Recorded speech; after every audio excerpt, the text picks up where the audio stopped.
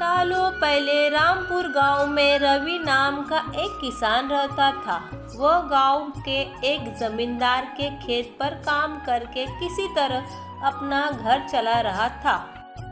पहले रवि के भी खेत थे, लेकिन उसके पिता के बीमार होने के कारण उसे अपने सारे खेत बेचने पड़े। मजदूरी में मिलने वाले पैसों से पिता का इलाज कराना और घर का खर्च चलाना मुश्किल हो रहा था। वो हर दिन सोचता कि कैसे घर की स्थिति को बेहतर किया जाए। आज भी इसी सोच के साथ किशन सुबह सुबह जमींदार के खेत पर काम करने के लिए निकला। खुदाई करते समय उसकी कुदाल किसी धातु से टकराई और तेज आवाज हुई। रवि के मन में हुआ कि आखिर ऐसा क्या है यहाँ। उसने तुरंत उस हिस्से को खोदा तो वहाँ से एक बड़ा सा पतीला निकला। पतीला देखकर रवि दुखी हो गया। रवि के मन में हुआ कि यह जेवरात होते तो मेरे घर की हालत थोड़ी सुधर जाती। फिर रवि ने सोचा कि चलो अब खाना ही खा लेता हूँ। रवि ने खाना खाने के लिए अपने हाथ की कुदाल उस पतीले में फेंक दी और हाथ मुंह धोकर खाना खाने लगा।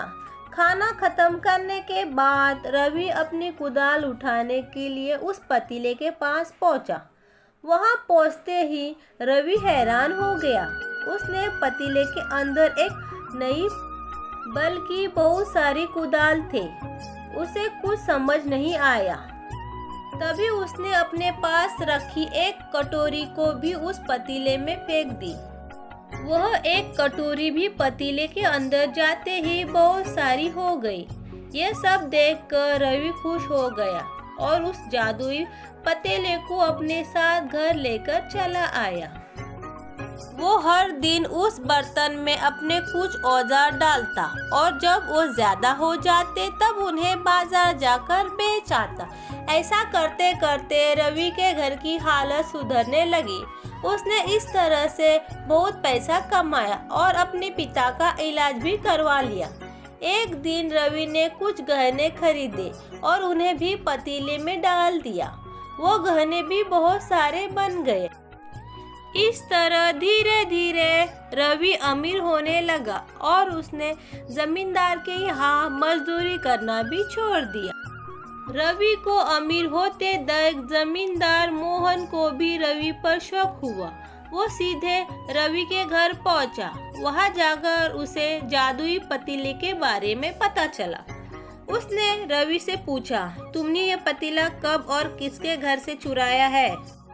डरी हुई आवाज में रवि बोला, साहब यह पतीला मुझे खेत में खुदाई के समय मिला था। मैंने किसी के घर चोरी नहीं की है। खेत में खुदाई की बात सुनते ही जमींदार ने कहा, यह पतीला जब मेरे खेत से मिला तो यह मेरा हुआ। रवि ने जादुई पतीला ना लेकर जाने की बहुत मिन्नत की, लेकिन जमींदार मोहन ने उसकी एक नहीं सुनी। वो जबरदस्ती अपने साथ वो जादुई पतीला लेकर चला गया। जमींदार ने भी रवि की तरह उसमें सामान डालकर उन्हें बढ़ाना शुरू किया। एक दिन जमींदार ने अपने घर में मौजूद सारे गहने एक एक करके उस पतीले में डाल दिए और रातों रात बहुत अमीर हो गया। एकदम से जमींदार के अमीर होने की खबर रामपुर नगर के राजा तक पहुंच गई। पता लगने पर राजा को भी जादुई पतीले की जानकारी मिली। फिर क्या था, राजा ने तुरंत अपने लोगों को भेजकर जमींदार के यहाँ से वो पतीला राजमहल मंगवा लिया। राजमहल में उस जादुई पतीले के पहुँचते ही राजा ने अपने आसपास मौजूद सामान को उसमें डालना शुरू किया। सामान को बढ़ता देखकर राजा दंग रह गया। होते होते आखिर में राजा खुद उस पतीले के अंदर चला गया। देखते ही देखते उस पतीले से बहुत सारे राजा आ गए। पतीले से निकला हर राजा बोलता, मैं रामपुर नगर का असली राजा मैं हूँ। तुम तो इस जादुई पतीले से बनाया है। ऐसा होते होते सारे राजा आपस में लड़ने लगे और लड़कर मर गए।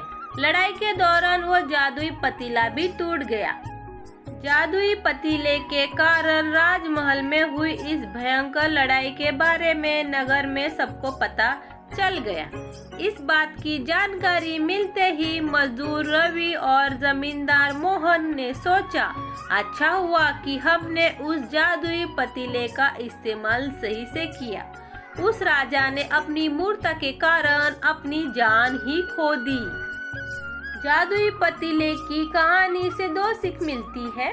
पहली सीख, मूर्खता का अंत बुरा ही होता है। दूसरी यह कि हर सामान का इस्तेमाल संभल कर करना चाहिए, अति हानिकारक हो सकता है। वीडियो अगर आप लोगों को अच्छा लगा हो फ्रेंड्स तो वीडियो को लाइक करें और चैनल को सब्सक्राइब करें। Thank you for watching video friends. Bye bye, मिलते हैं नेक्स्ट वीडियो में।